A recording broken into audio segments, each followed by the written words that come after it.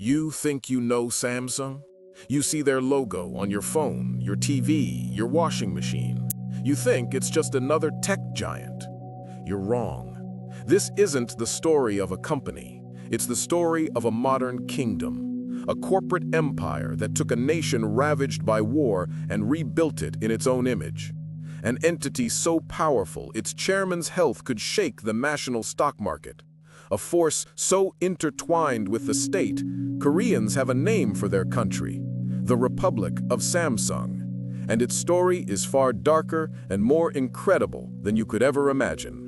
We're about to pull back the curtain on how this really happened. If you find stories of power, money, and history fascinating, make sure you're subscribed because this is one you won't want to miss. Our story begins not with silicon chips, but with dust and desperation. In 1953, the Korean War ended. The peninsula was shattered. The average income was less than $80 a year, lower than most of sub-Saharan Africa.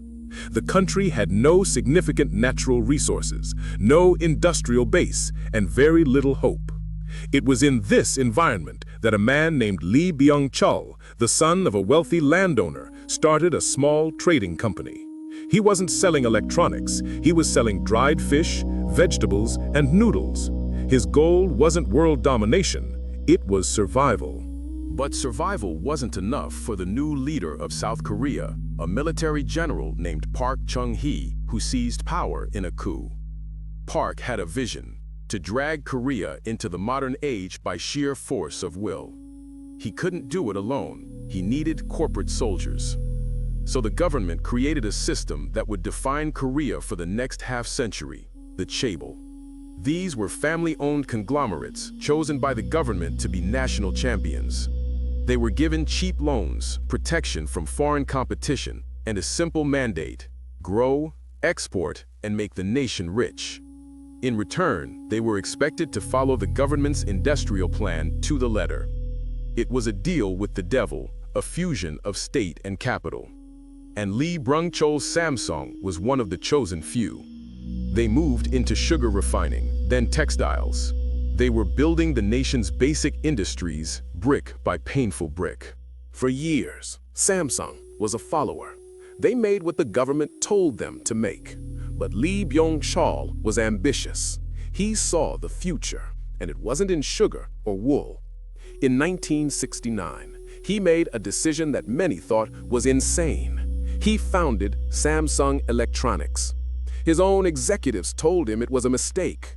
Korea had no technological base. They would be competing with established Japanese and American giants. It was corporate suicide. The first product, a cheap, 12-inch black and white television. It was a copy of a Japanese design, and it wasn't very good. But it was a start. Backed by the government's full support, Samsung learned. They reverse-engineered foreign products, slowly built up their expertise, and began to export cheap electronics to the world. They weren't innovators yet. They were imitators, and they were playing a long game. Lee Byung-chul died in 1987. Passing the empire to his third son, Lee Kun-hee. The new chairman was a quiet, reclusive figure, but he possessed a ruthless clarity of vision. In 1993, he was on a business trip when he saw Samsung products gathering dust on the shelves of a Los Angeles store, dismissed as cheap, second-rate goods. He was humiliated. He gathered his top executives in a hotel in Frankfurt, Germany, and for 3 days he tore into them. He famously declared, "Change everything except your wife and kids." This wasn't a suggestion, it was a command. He told them that quality was now everything. He wanted Samsung to be a first-rate company, not a second-rate supplier. To prove his point, he later had 150,000 defective mobile phones piled up in front of his employees and set them on fire with a bulldozer. The message was clear. The era of cheap copies was over. The era of quality had begun. Even before the Frankfurt Declaration, Lee Kun-hee had made the single biggest bet in corporate history. In the early 1980s, he decided Samsung would manufacture memory chips, or DRAM. This was a market utterly dominated by American and Japanese companies with decades of experience and billions in research. Samsung had neither. He poured billions of his own money and the company's money into building massive fabrication plants. For years, the division bled cash. They were losing $1 million a day. The world's experts called it a foolish, arrogant waste. But Lee Kun-hee persisted. He believed that if they could master the most complex manufacturing process on Earth, they could master anything. Then, the market turned. The PC revolution was taking off, and demand for memory chips exploded. Simultaneously, trade disputes forced Japanese companies to scale back production. Suddenly, Samsung, which had been losing billions, was in the perfect position. They became the world's largest memory chip manufacturer by 1992, a position they have rarely relinquished since. It was this bet that funded everything that came next. The money from semiconductors was the war chest. Lee Kun-hee used it to wage a war on bad design. He established design centers around the world, from London to San Francisco. He hired the best talent. He elevated designers to the highest levels of the company, giving them unprecedented power. The goal was to create a Samsung feel, an identity that could compete with the likes of Sony and Apple. The world started to notice. Their flat-screen TVs became market leaders, known for their distinctive style. Their mobile phones, once bulky and ugly, started winning design awards. They were no longer just a components company that assembled things. They were creating desirable products. This was the foundation they needed for the smartphone war that was just around the corner. When Apple launched the iPhone in 2007, it changed everything. Many companies were caught flat-footed. Nokia, Motorola, BlackBerry, they all failed to adapt. Samsung, however, saw an opportunity. As a massive components manufacturer, they had a huge advantage. They made their own screens, their own processors, their own memory.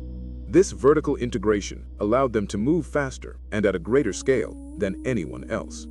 They embraced Google's Android operating system and launched the Galaxy line. The early models were heavily criticized for looking too much like the iPhone, sparking years of bitter, globe-spanning lawsuits with Apple. But Samsung's strategy was relentless. They produced dozens of different models at every price point, flooding the market. While Apple focused on the premium high-end, Samsung aimed to conquer the entire world.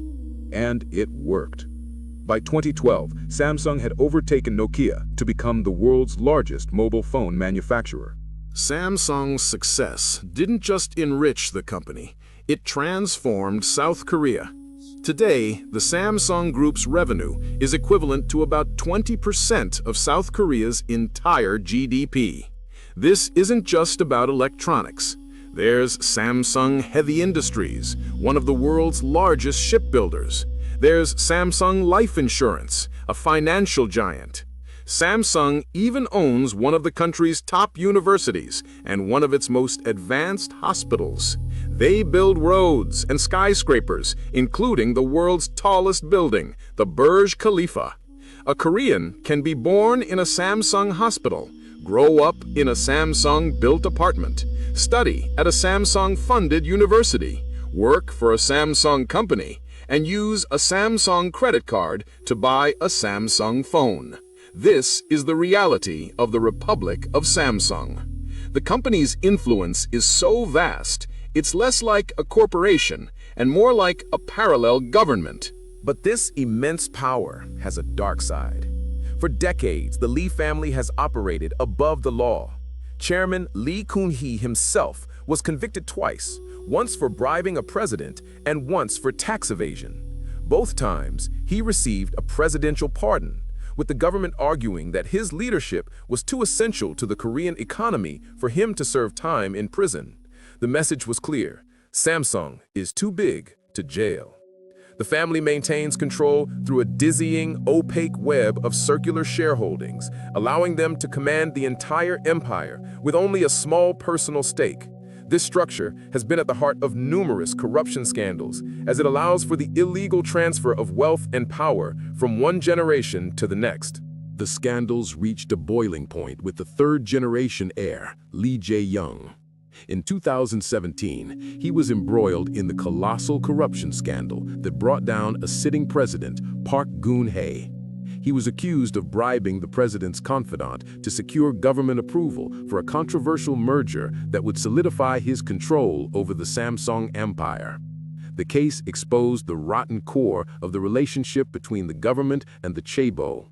Lee Jae-young was convicted and sent to prison, a landmark moment that seemed to signal that no one, not even the head of Samsung, was above the law. But just like his father, he was released early on parole, with the Justice Ministry citing the national economic situation. The cycle continued.